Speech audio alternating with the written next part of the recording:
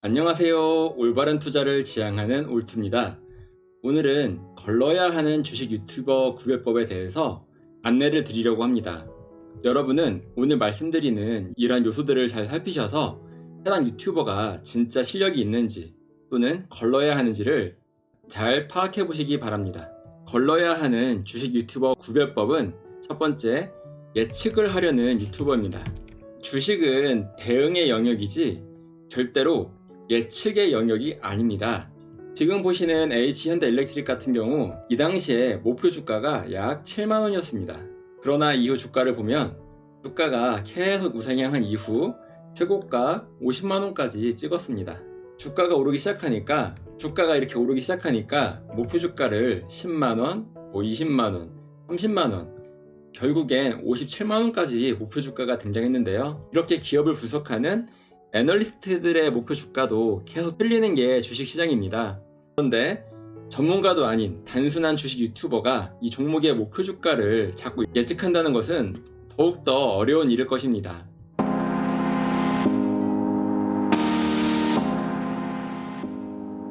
이것은 이러한 코스피 지수도 마찬가지입니다.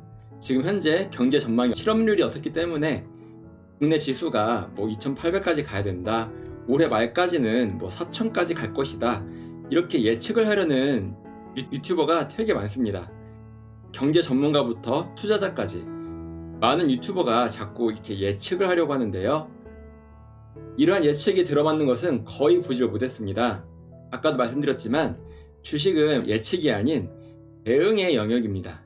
시장이 보여주는 추세를 보면서 현재는 하락 추세구나, 또 반등해서 올라오고 있는 추세구나, 이렇게 현재의 모습을 파악하는 것이지 앞으로 이 지수가 어떻게 움직일지는 아무도 알 수 없습니다. 실업률, GDP 갭, 장단기 금리차, 이런 걸로는 절대로 지수의 움직임을 맞출 수 없습니다. 증시는 무엇보다 선행하는 경기 선행지표입니다. 아무도 예측을 할 수 없기 때문에 이렇게 경기 선행지표에 속해 있는 것입니다.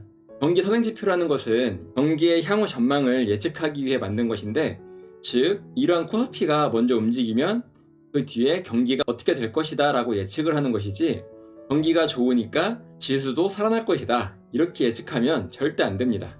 오히려 지수가 살아나니까 경기도 살아날 것이다 이렇게 예측을 해야 되는 것입니다.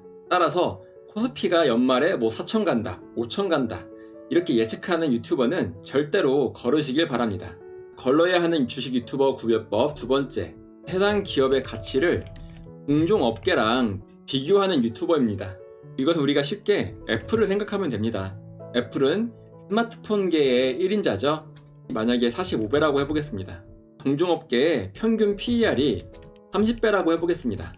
그러면 실력이 없는 많은 유튜버가 동종업계의 평균 PER을 보고 기업의 현재 PER이 높기 때문에 이 기업은 고평가라고 이야기하는 유튜버가 많습니다. 그러나 과연 그럴까요? 애플은 전 세계를 장악하고 있는 세계 1위의 스마트폰 기업입니다. 따라서 이런 기술력과 또한 세계를 장악하는 능력이 있기 때문에 이렇게 높은 멀티플이 주어질 수 있는 것입니다. 시장에서는 이 기업의 가치를 높게 평가했기 때문에 이렇게 높은 PER이 이 기업의 가치가 맞다고 인정해 주는 것입니다. 그런데 같은 동종업계 평균 PER이 30배라고 해서 애플이 고평가다 라고 말하는 것은 옳지 않습니다. 특히 해당 기업에 아무도 따라올 수 없는 최첨단 기술을 소유하고 있다면 이러한 기업의 경우 해당 동종업계보다 훨씬 더 주가가 가파르게 오를 수 있습니다.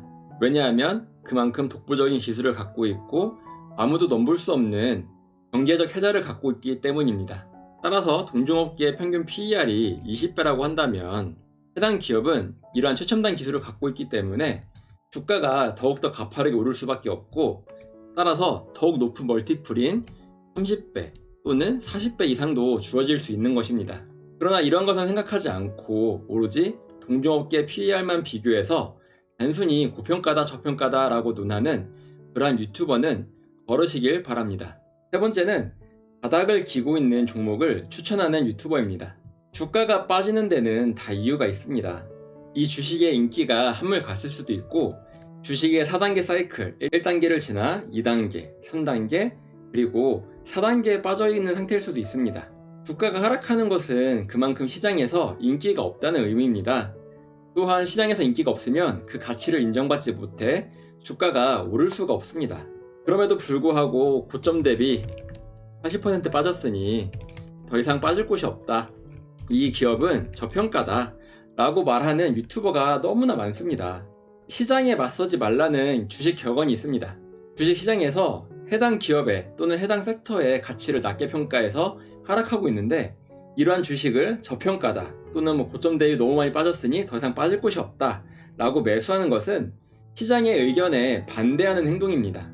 에코프로 같은 경우도 주가가 고점을 찍은 이후에 주가가 하락하기 시작하니까 50% 빠졌을 당시에 여기서 50% 빠졌으니 더 이상 빠질 곳이 없다, 매수해라 라고 추천하는 사람들이 많았습니다.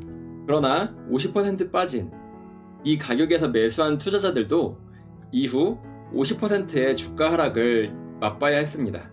즉 2차전지는 더 이상 시장에서 관심이 없는 섹터다 라고 판결을 내렸는데도 불구하고 이렇게 하락하고 있는 주식을 바닥이다 라고 추천을 하는 유튜버가 많습니다.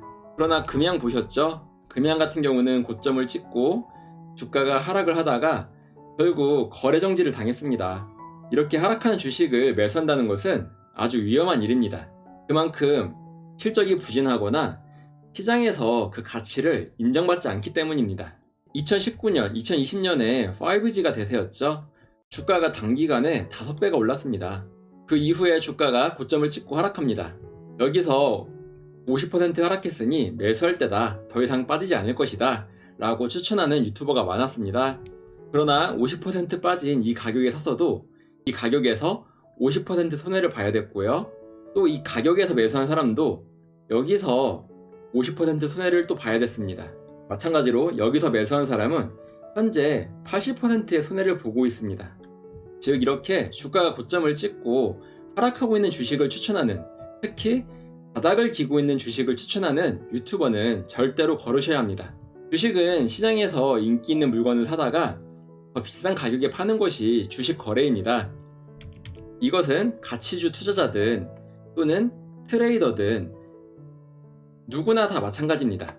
가치주 투자자 역시 이 가격이 저평가되어 있으니 향후 오를 거야, 즉 이 주식이 더 높은 가격까지 오를 것이라 예상하고 미리 샀다가 높은 곳에서 차익을 실현하는 것이 가치주 투자자입니다. 트레이더도 역시 마찬가지입니다. 트레이더도 이러한 주가의 움직임을 살폈다가 주가가 오르는 신호를 포착해서 주식을 사서 더 비싼 가격에 매도하는 것이 바로 트레이더죠.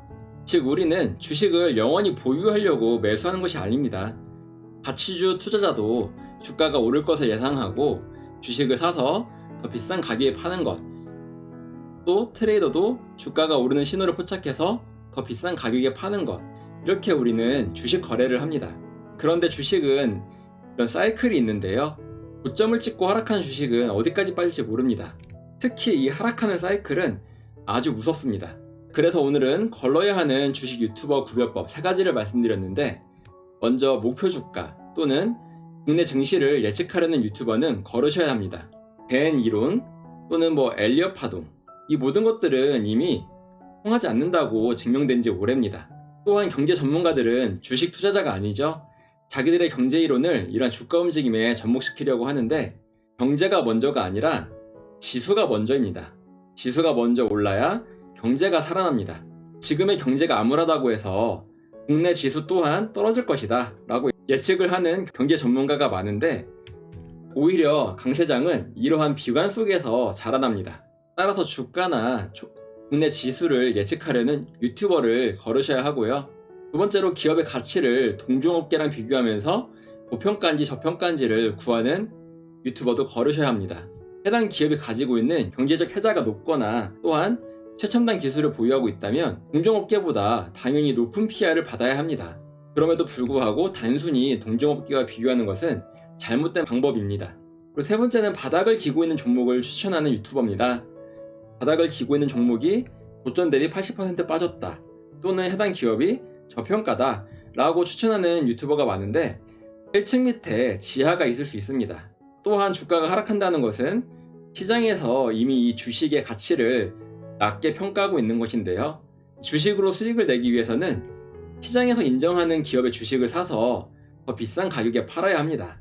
시장에서 인정하는 주식을 매수해서 더 높은 가격에 매도하는 것, 이것이 바로 주식 매매의 기본입니다. 그러나 주가가 하락하고 있는 이런 기업은 더 하락하기가 쉽기 때문에 내가 매수한 가격이 최저 가격이 아닐 수도 있습니다. 즉, 더 높은 곳에서 매수해서 더 낮은 가격에 매도할 수도 있습니다. 주식 거래를 시장이라고 생각하면 편합니다. 유행이 지난 장난감을 갖고 와서 팔려고 하면 이것은 아무도 관심이 없습니다. 그러면 어쩔 수 없이 이 상인은 자기가 떼었던 가격이나 아니면 훨씬 더 낮은 가격에서 팔아야 할 수도 있습니다.